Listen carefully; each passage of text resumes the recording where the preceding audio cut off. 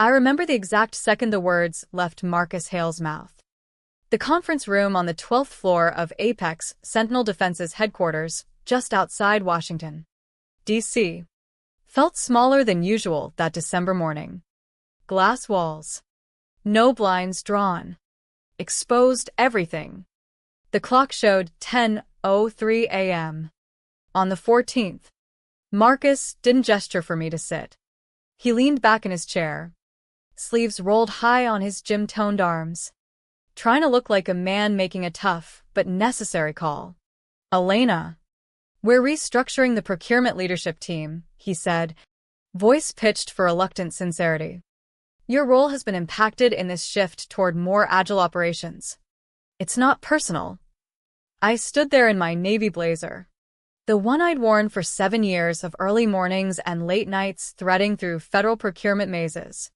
The air smelled faintly of his cologne mixed with stale coffee from the morning huddle. My pulse stayed steady. Inside my manila folder was a single highlighted page from my 2020 contract renewal. Clause 81C. The one almost nobody had truly read when they signed off on it. Marcus kept talking, filling the silence with corporate script, appreciation for my long service, standard severance, return company property by end of day. HR would follow up. He smiled faintly, expecting maybe tears, arguments, or desperate negotiation. Instead, I nodded once, closed the folder, and turned toward the door. The hallways stretched long under fluorescent lights. Keyboards clacked. Phones rang softly. No one looked up as I passed my desk, grabbed my coat from the hook, and walked straight through the lobby into the crisp Virginia winter air. My car started with a low hum. The radio stayed off. I drove home to my quiet suburban split level, pulled into the driveway, and sat for a moment listening to the engine tick down. Only then did the weight settle, not panic, but a cold clarity.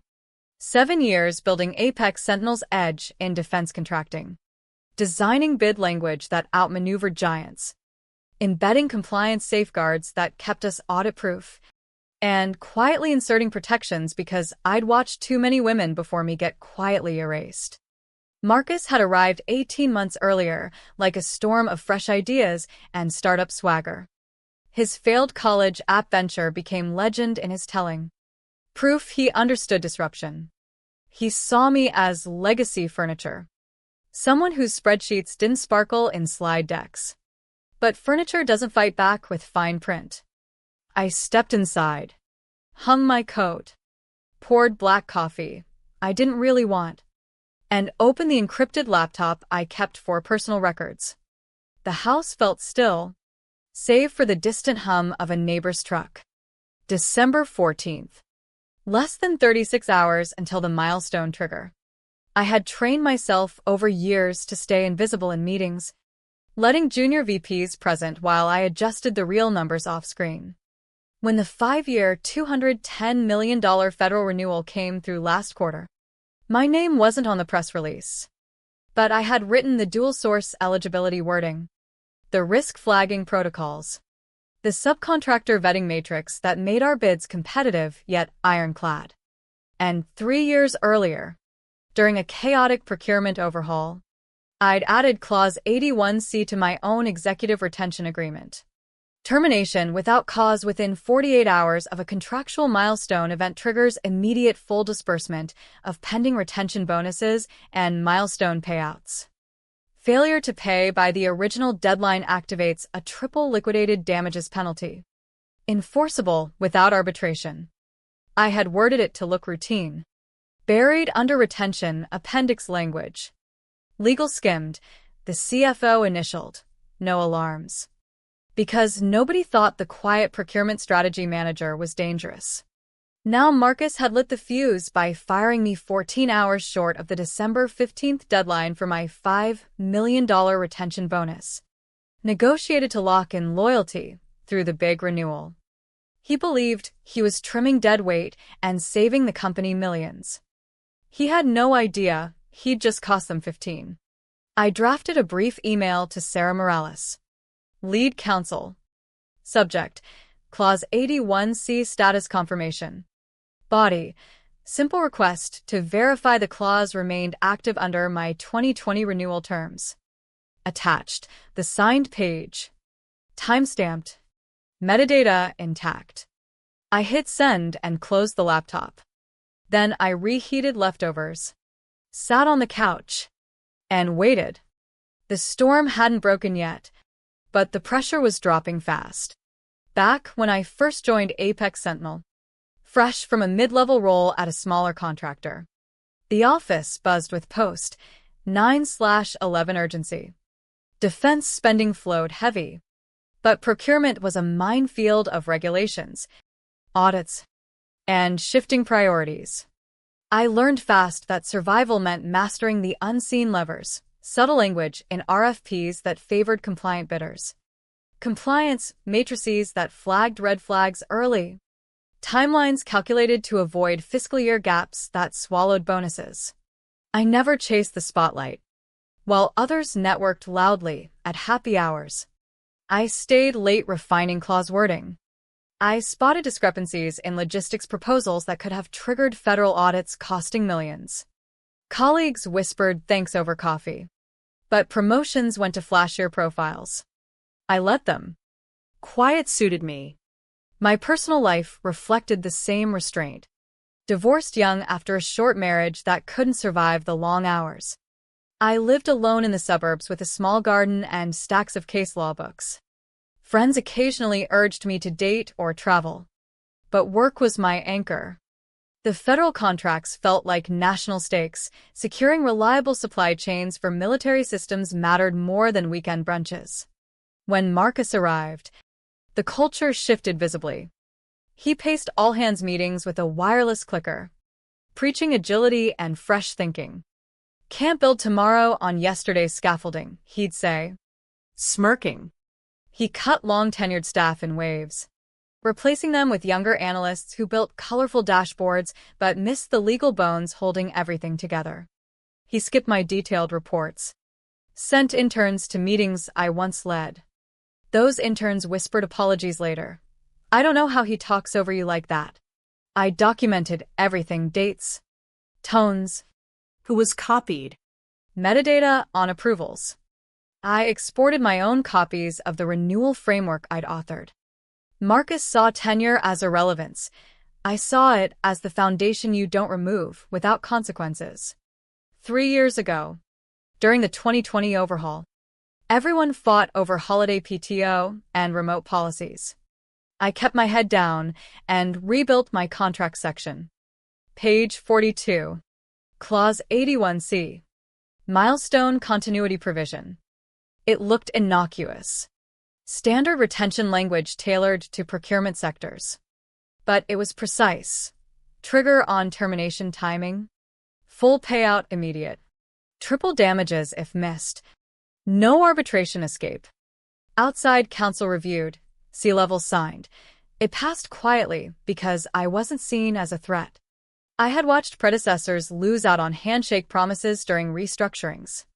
One woman trusted HR assurances and got nothing when fiscal timing swallowed her payout. I wouldn't repeat that. The clause was insurance. Foresight dressed as boilerplate.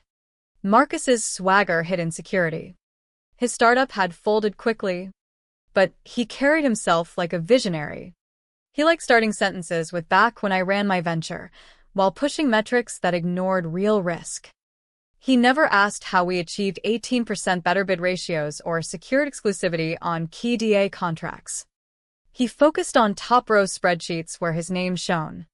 By late 2023, the optimization memos began. Meetings I was excluded from. Smirks at legacy employees. I felt the barometer drop, but stayed calm. Storms gather pressure silently. I took notes, reinforced my records, and waited. The big renewal closed successfully thanks to frameworks I designed, yet my role grew invisible in org charts. The morning of the 14th. After the firing, driving home felt surreal yet inevitable. I pictured Marcus celebrating the cost save, unaware he'd activated the clause. At home. I reviewed the full annotated contract again. Every initial crisp. Every date notarized. No loopholes. Sarah would see it soon. I allowed myself one moment of reflection. Not revenge, but justice. The satisfaction of knowing I'd written myself into the company's foundation while they treated me like removable furniture. The clock ticked toward midnight. They still had time to pay and avoid disaster. But corporate panic rarely moves that cleanly. The email to Sarah left my outbox at 11:15 a.m. I didn't expect an instant reply. Sarah was sharp, one of the few who understood the hidden levers in defense contracting. She handled high-stakes compliance daily. If anyone would grasp Clause 81C's implications immediately, it was her. I spent the afternoon in deliberate normalcy. Lunch on the porch, watching leaves scatter in the wind. A dog barked down the street. The ordinary rhythm contrasted sharply with the corporate earthquake building at Apex Sentinel. I imagined the moment Sarah opened the attachment, fork pausing mid-salad, eyes sharpening on the triple damages language. By early afternoon, my phone stayed silent, no frantic calls, no HR outreach yet. They were still processing. The severance paperwork would arrive eventually, but it wouldn't matter. The clause overrode standard packages when timing aligned this precisely. I reviewed my backups once more, emails, approvals, the full redlined PDF from 2020. Metadata proved I authored key sections of the renewal framework, including competitive exclusivity models that beat out larger rivals. If they tried to downplay my contributions, the record spoke clearly. Around 2:30 p.m., a forwarded internal memo arrived via a discreet contact still inside. Payment authorization freeze, effective immediately for transfers over $2 million, requiring board sign-off. Classic stall tactic, delay without outright refusal. Hoping the deadline passed, or they found a technicality. I replied all with one sentence. Per Clause 81C. Delay beyond 11:59 p.m.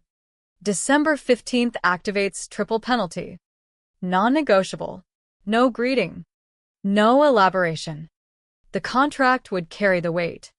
Evening fell. I poured a glass of bourbon saved for earned moments, not promotions or plaques. The dining table held the printed contract like a talisman. 11:57 p.m. Approached.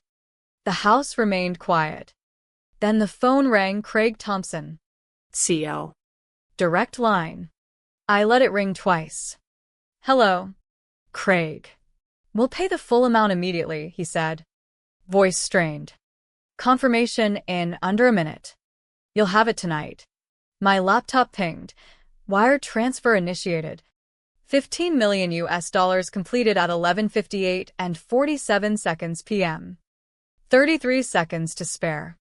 Next time, I said calmly. Read what you sign. I hung up. No gloating. Just the soft click of resolution. Sarah Morales was midway through lunch when my email hit.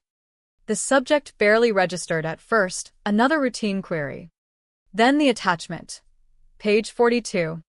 Clause 81C highlighted. She read slowly. Triple damages. No arbitration. Enforceable. Her salad forgotten. She called Craig Thompson immediately. Did Marcus terminate Elena Voss this morning? Yeah. Why? Tell me you paid the retention bonus before firing her. Silence. Then realization. We have a $15 million problem if we miss midnight. Panic rippled through the executive suite. Conference room 4C filled quickly. Legal. Finance. Board reps on video. HR pale. Sarah laid it out brutally. Termination timing triggered full payout. Delay meant triple penalty. Optics were worse. Firing the architect of their $210 million renewal framework days before closing could jeopardize federal eligibility. Finance muttered about liquidity. HR defended procedural action. Board members demanded options. Retroactive reversal risked admitting bad faith, triggering the clause twice. The only path: pay before deadline. Attempts to stall via the freeze memo failed when my reply quoted the clause directly. PR drafted spin scenarios, misinterpretation, clerical error, but none held water. Investor relations scrambled with vague Q&A. Leaks began. Government liaisons pinged with concerns. Craig looked aged by afternoon. Marcus was unreachable, already on a flight. The room filled with curses and whispers. They had authored their own exposure by ignoring the fine print years earlier. By late evening, containment crumbled. Board consensus formed reluctantly.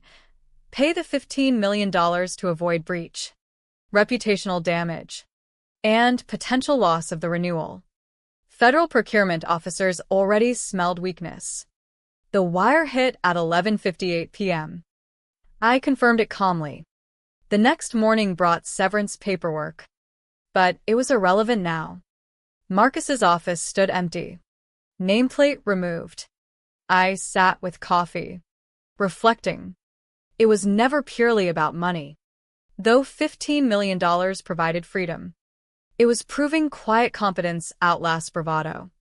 The company had erased me, only to discover I was written into their foundation. In the end, they paid dearly for underestimating the woman who never raised her voice, but always read every line. The question lingers for anyone in corporate America: how often do we overlook the architects holding it all together until the structure threatens to collapse?